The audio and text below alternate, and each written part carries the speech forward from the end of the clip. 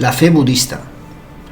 Para los budistas, la fe en Buda Sakyamuni es su vida espiritual, es la raíz de todas las realizaciones del Dharma. Si tenemos fe profunda en Buda, generaremos de manera natural el sincero deseo de practicar sus enseñanzas. Con este deseo nos esforzaremos en practicar el Dharma, y con un esfuerzo firme alcanzaremos la liberación permanente del sufrimiento de esta vida y de las innumerables vidas futuras. El logro de la liberación permanente del sufrimiento depende del esfuerzo en la práctica de Dharma, el cual depende del intenso deseo de practicarlo, que depende a su vez de la fe profunda en Buda. Por lo tanto, está claro que si realmente deseamos recibir grandes beneficios de nuestra práctica de budismo, hemos de generar y mantener una fe profunda en Buda. ¿Cómo se puede generar y cultivar esta fe? En primer lugar, debemos comprender por qué hemos de alcanzar la liberación permanente del sufrimiento. No es suficiente con experimentar una liberación temporal de un determinado sufrimiento. Todos los seres sintientes, incluidos los animales, consiguen liberarse de manera temporal de determinados sufrimientos. Los animales disfrutan de una liberación temporal del sufrimiento humano y los seres humanos de una liberación temporal del sufrimiento animal. De momento puede que no padezcamos dolores físicos ni sufrimiento mental, pero esta liberación es solo temporal.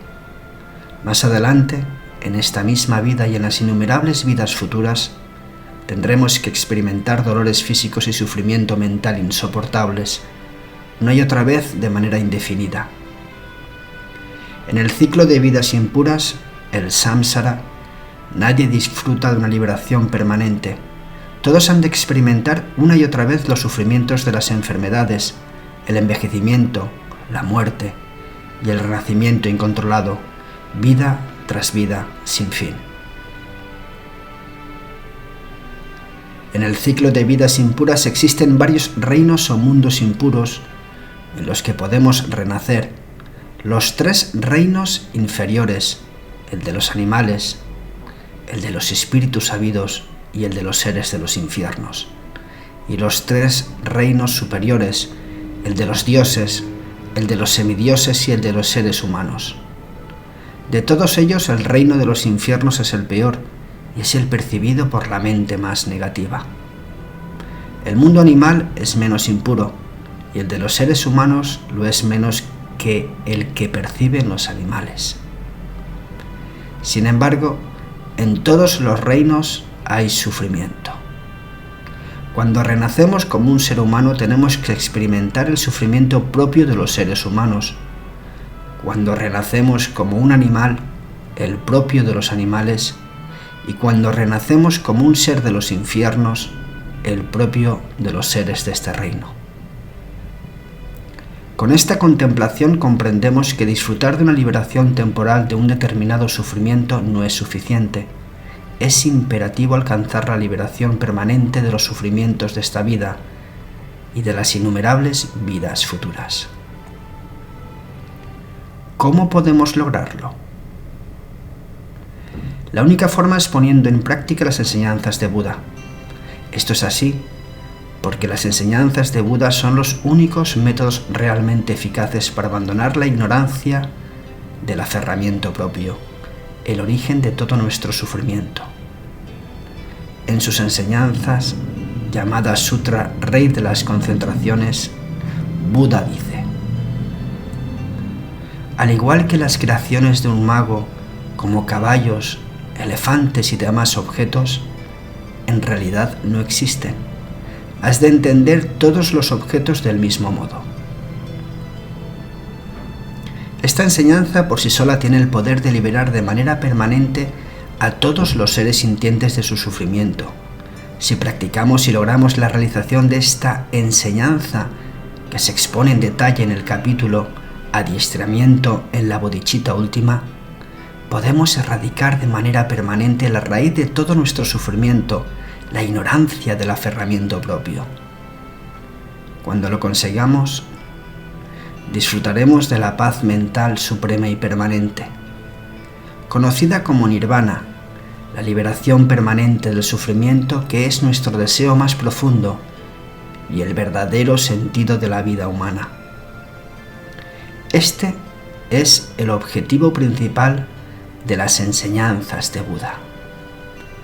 Con esta comprensión apreciaremos de corazón la gran bondad de Buda hacia todos los seres sintientes al enseñar métodos profundos para alcanzar la liberación permanente del ciclo del sufrimiento de las enfermedades, el envejecimiento, la muerte y el renacimiento. Ni siquiera nuestra Madre tiene la compasión que desea liberarnos de estos sufrimientos.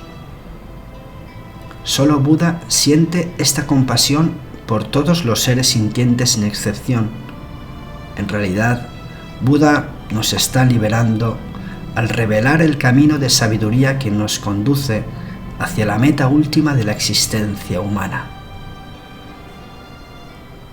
Hemos de contemplar esto una y otra vez hasta que sintamos una fe profunda en Buda. Esta fe es el objeto de nuestra meditación. Hemos de transformar nuestra mente en esta fe y mantenerla de manera convergente durante tanto tiempo como podamos. Si practicamos esta contemplación y meditación con perseverancia, mantendremos una fe profunda en Buda día y noche, durante toda la vida. Una de las funciones principales de Buda es transmitir paz mental a todos los seres sintientes con sus bendiciones. Los seres sintientes por sí mismos no son capaces de cultivar una mente apacible. Solo al recibir las bendiciones de Buda en su continuo mental, los seres sintientes, incluidos los animales, pueden disfrutar de paz interior. Cuando sus mentes están apacibles y tranquilas, son verdaderamente felices. Pero si sus mentes no están en paz, no son felices aunque las condiciones externas sean perfectas. Esto demuestra que la felicidad depende de la paz mental, y puesto que ésta depende de las bendiciones de Buda, Él es la fuente de toda felicidad. Si entendemos esto y lo contemplamos, generaremos y mantendremos una fe profunda en Buda y tendremos un intenso deseo de practicar sus enseñanzas en general y el Lamrim Kadam en particular. ¿Qué es la mente? A menudo decimos, mi mente, pero si alguien nos preguntara qué es la mente, no sabríamos dar una respuesta acertada. Hay quienes piensan que la mente es el cerebro, pero esto es incorrecto. El cerebro no puede ser la mente porque es solo una parte del cuerpo. Lo podemos ver con los ojos y también fotografiar. En cambio, la mente no es parte del cuerpo y no se puede ver ni fotografiar.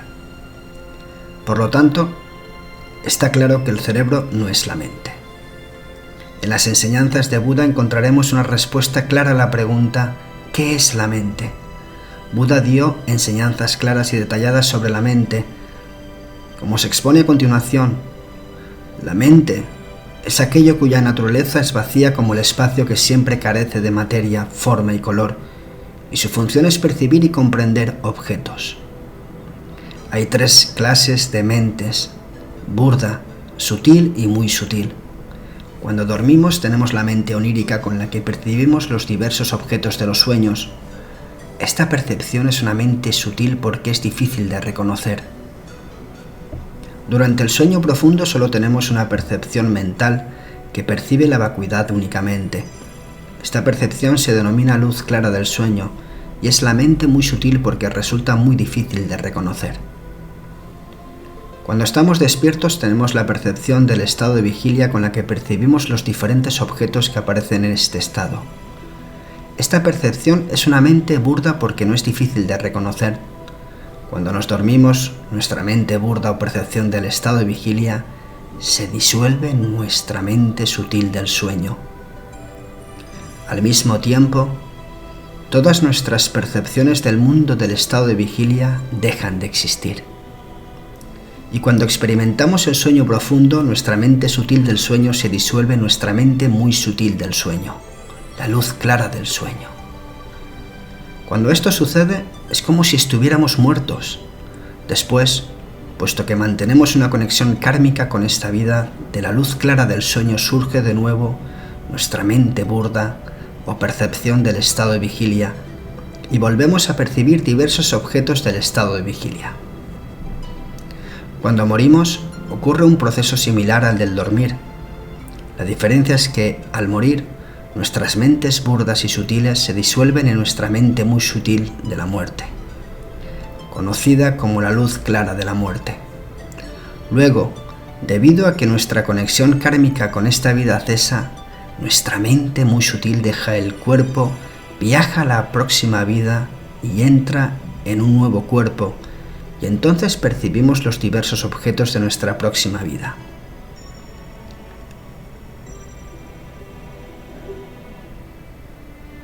Todo será completamente nuevo.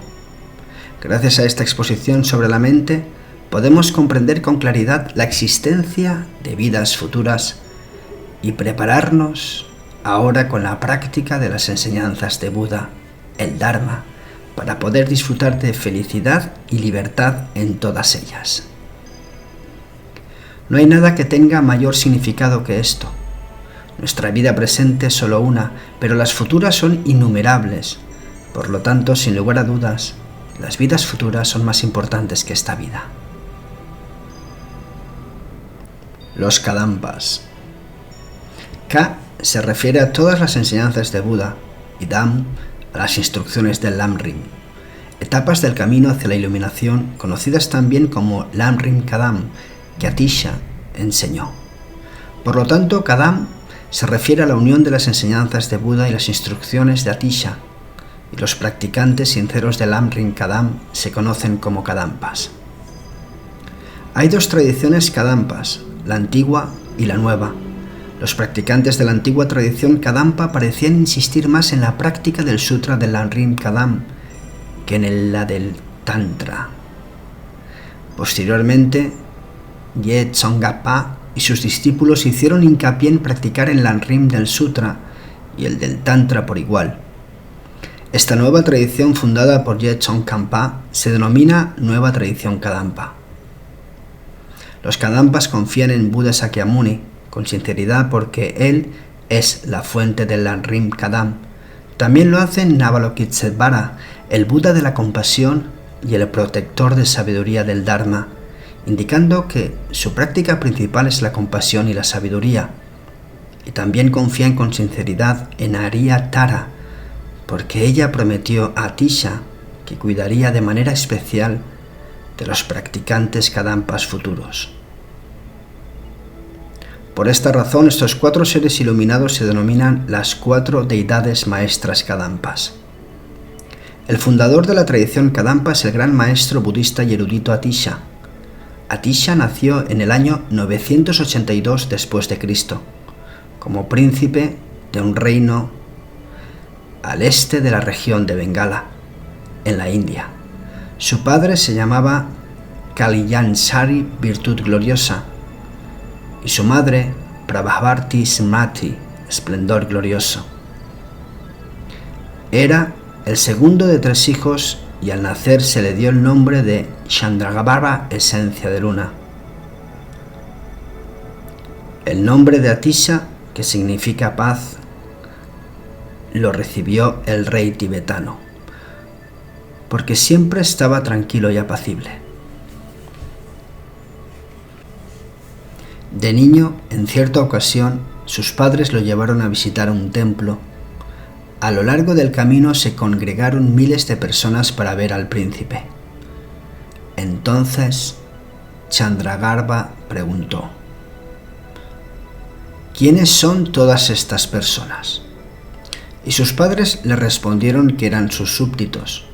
Al oírlo, el príncipe sintió de manera espontánea una profunda compasión y rezó: que todos ellos disfruten de tan buena fortuna como yo. Y cada vez que se encontraba con una persona, generaba de manera natural el siguiente deseo: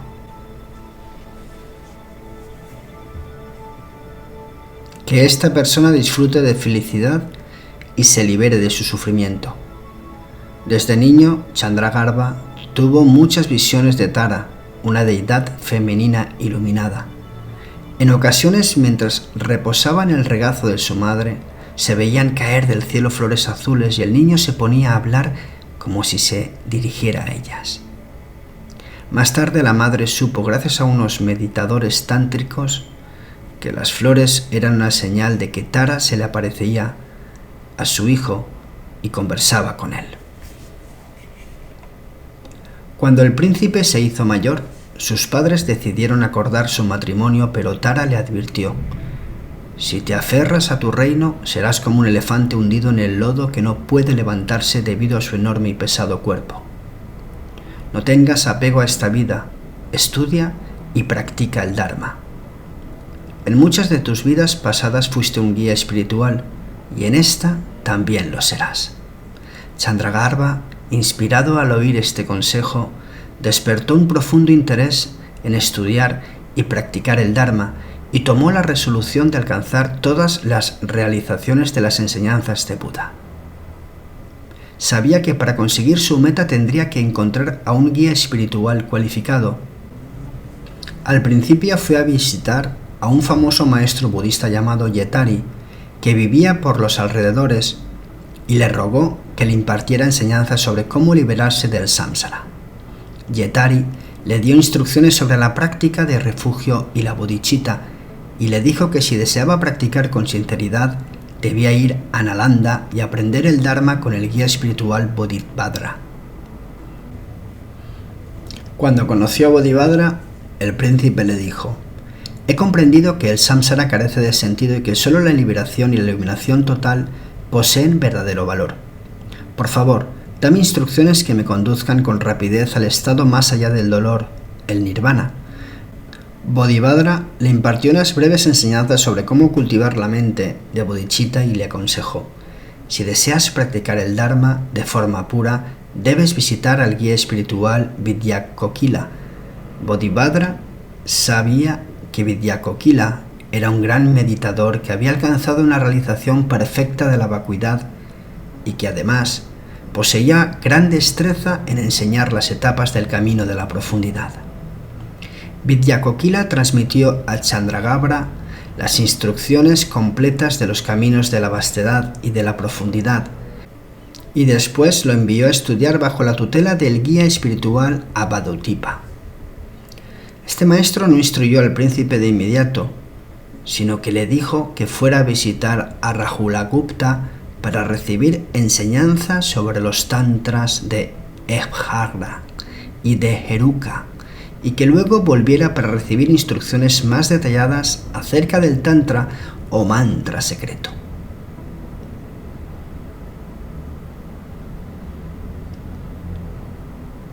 Rahulagupta dio a Chandragarbha el nombre secreto de Yanavahara, sabiduría indestructible, y su primera iniciación, la de Hebhara. Después le aconsejó que regresara a su casa para obtener la aprobación de sus padres. Aunque el príncipe no se sentía atraído por la vida mundana, consideraba importante recibir el permiso de sus padres para poder practicar como deseaba. Por lo tanto, fue a visitarlos y les dijo: si practico el Dharma con pureza, como haría Tara, predijo, podré corresponder a la bondad que tanto vosotros como los demás seres sintientes me habéis mostrado. Y de este modo no desperdiciaré mi vida. Sin embargo, si me quedo en este magnífico palacio, mi vida carecerá de sentido. Por favor, dadme vuestro consentimiento para abandonar el reino y dedicarme por completo a la práctica de Dharma. El padre de Chandragarbha se entristeció al escuchar su ruego e intentó persuadirlo de abandonar su porvenir como futuro rey, pero su madre se alegró al oír que su hijo deseaba dedicar su vida a practicar el Dharma. Recordó las maravillosas señales que aparecieron durante su nacimiento, como los arcoíris y otros sucesos milagrosos, como la lluvia de flores azules de Upali. Sabía que su hijo no era un príncipe corriente y le concedió su permiso sin vacilación. Más tarde, su padre también cedió a sus deseos. Chandragarbha volvió al lado de Avadutipa y durante 7 años recibió instrucciones sobre el mantra secreto. Adquirió tantos conocimientos que un día, enorgullecido, pensó: probablemente sea la persona que más sabe del mantra secreto en todo el mundo, pero esa misma noche se le aparecieron en sueños varias dakinis y le mostraron unas valiosas escrituras que nunca había visto antes. Las Dakinis le preguntaron cuál es el significado de estas escrituras. Chandragarbha no supo qué contestar y al despertarse a la mañana siguiente su orgullo había desaparecido.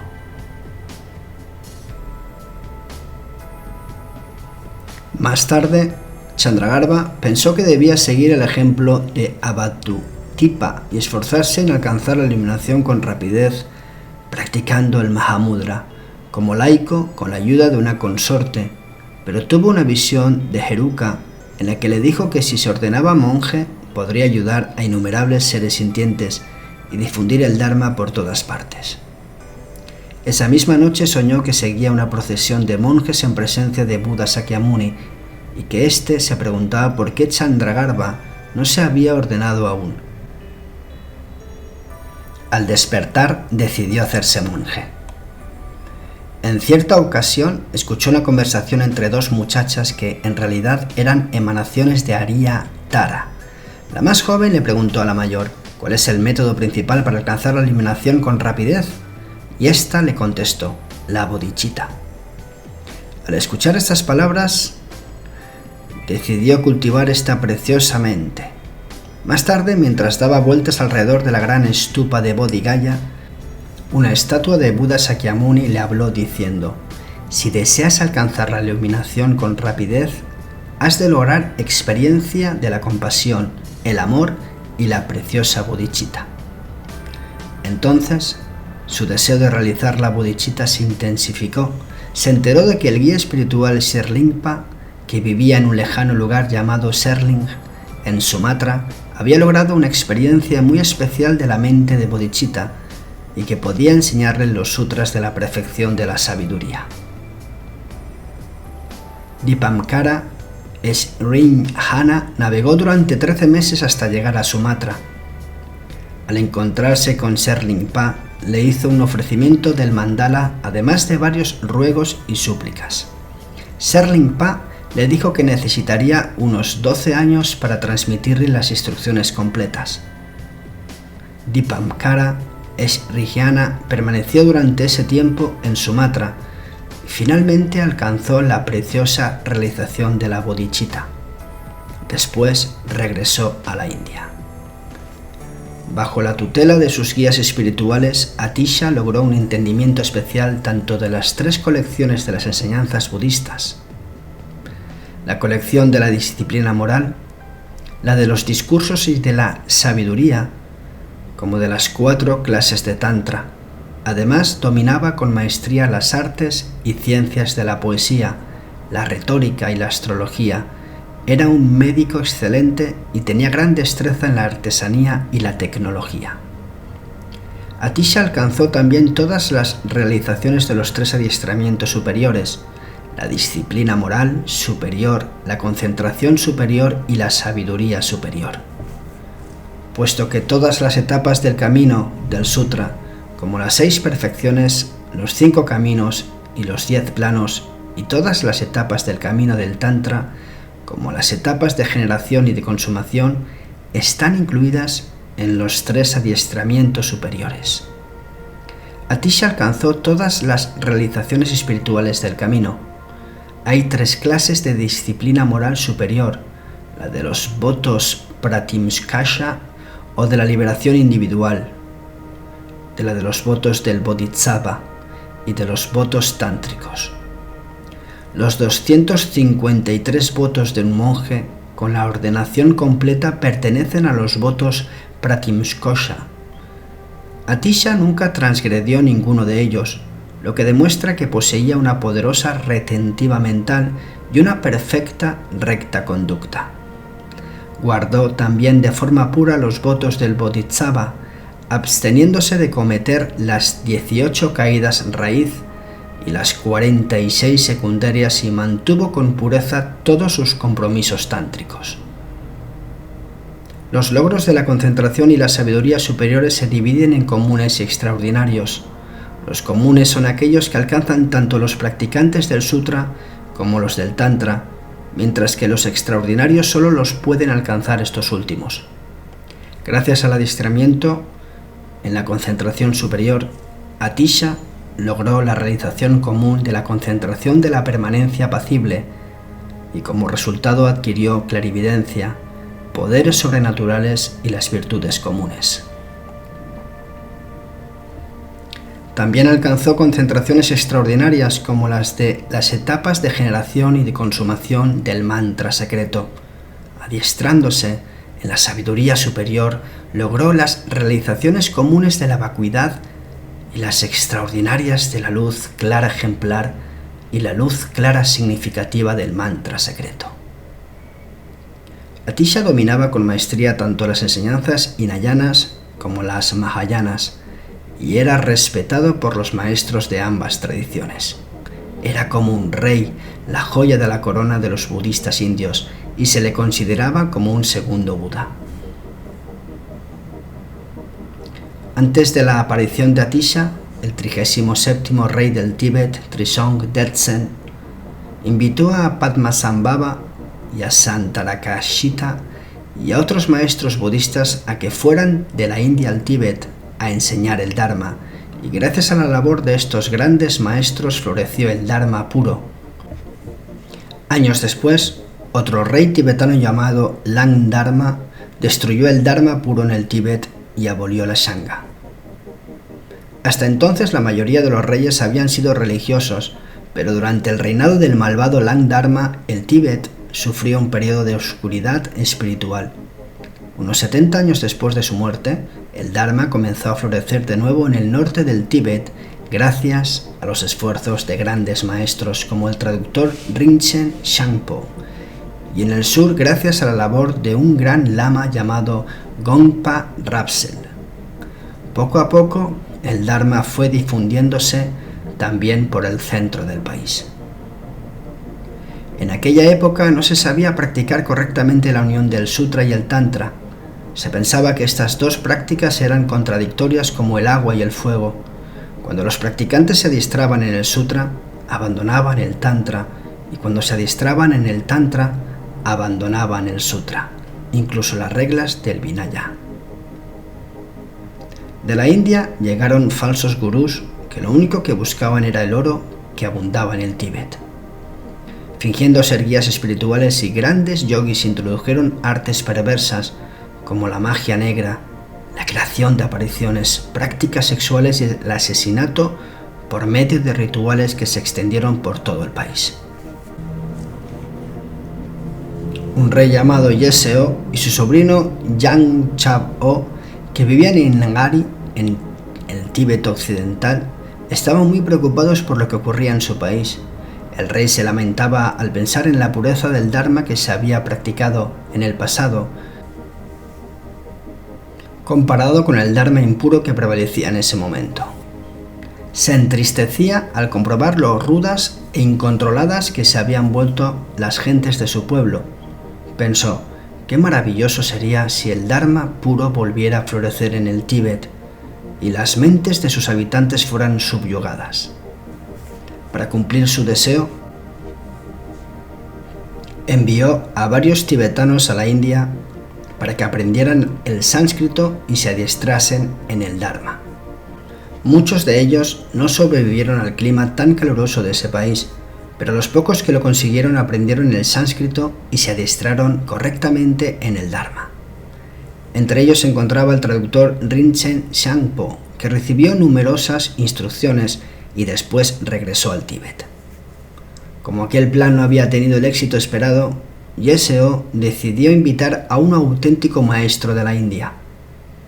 Para ello envió a un grupo de tibetanos a aquel país con una gran cantidad de oro y la misión de encontrar al guía espiritual más cualificado de la India. Además, les aconsejó que estudiaran el Dharma y aprendieran el sánscrito a la perfección. A fin de conseguir sus objetivos, estos tibetanos tuvieron que soportar las asperezas del clima y las dificultades del viaje. Algunos de ellos llegaron a ser famosos traductores, tradujeron numerosas escrituras y se les enviaron al rey, que las recibió muy complacido. Cuando volvieron al Tíbet le dijeron a Yeseo, en la India hay muchos maestros budistas eruditos, pero el más distinguido y sublime es Digbamkara Srihana. Nos gustaría poder invitarlo al Tíbet, pero en la India tiene miles de discípulos. Al oír el nombre, Yeseo se llenó de alegría y decidió invitar a aquel gran maestro al Tíbet. Puesto que se había gastado casi todo el oro que poseía y necesitaba más para poder invitar a Dipmankara, el rey organizó una expedición en busca del preciado metal. Al llegar a una de las fronteras de su reino, un rey hostil, no budista, lo apresó y lo encerró en la cárcel. Cuando las noticias de lo sucedido llegaron a oídos de su sobrino Yangchup-o, este pensó: soy lo suficientemente poderoso como para luchar contra este rey, pero si le declaro la guerra, mucha gente sufrirá y tendré que cometer muchas acciones perjudiciales.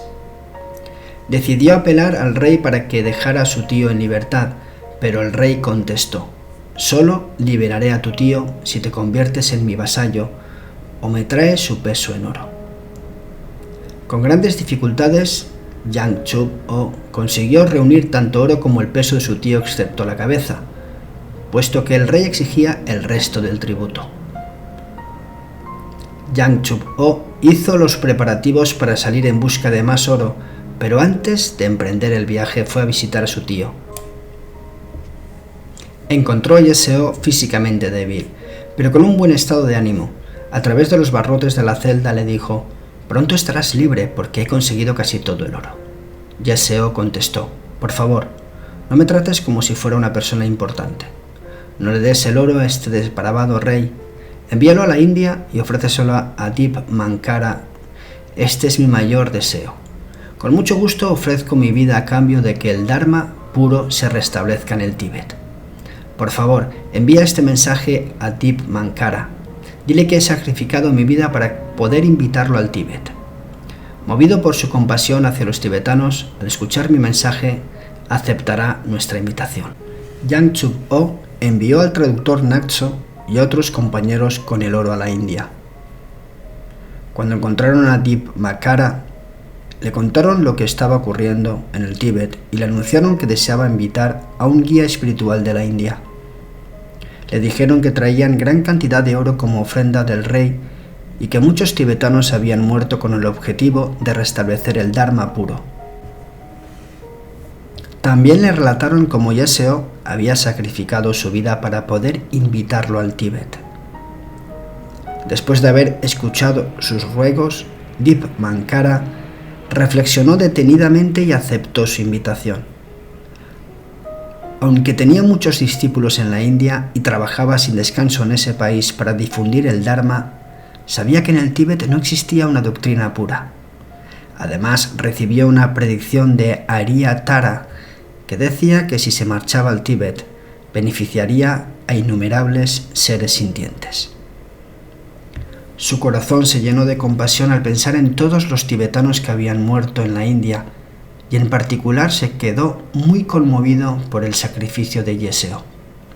Dipmankara tuvo que hacer el viaje al Tíbet en secreto, porque si sus discípulos en la India lo hubieran sabido, se lo habrían impedido.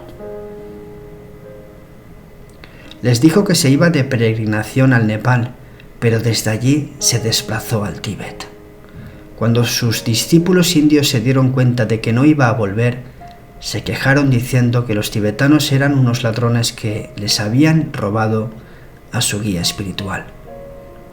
Puesto que en aquellos tiempos se tenía la costumbre, que todavía existe, de recibir con honores a los invitados distinguidos, Yangchup-o envió a la frontera un séquito de 300 hombres a caballo, muchos de ellos eminentes tibetanos, para que le dieran la bienvenida y le ofrecieran un caballo a fin de facilitarle el difícil viaje hasta Ngari. Atisha cabalgaba en el centro de los 300 jinetes y gracias a sus poderes sobrenaturales iba sentado a la altura de un codo por encima del caballo. Al verlo montar de este modo, los escépticos generaron fe sincera en él y todos decían que el segundo Buda había llegado al Tíbet. Cuando Atisha llegó a Ngari, Yangchup-o le suplicó: «Oh, compasivo Atisha, por favor, imparte instrucciones que ayuden al pueblo tibetano. Danos consejos que todos podamos seguir. Imparte enseñanzas especiales para que aprendamos a practicar en unión todos los caminos del Sutra y el Tantra. Para satisfacer sus deseos, Atisha compuso y enseñó el texto La lámpara del camino hacia la iluminación, el primer texto escrito de las etapas del camino, el Lamrim. Dio estas enseñanzas por primera vez en Gari y más tarde en la parte central del Tíbet. Muchos de los discípulos que las escucharon adquirieron gran sabiduría. Gracias.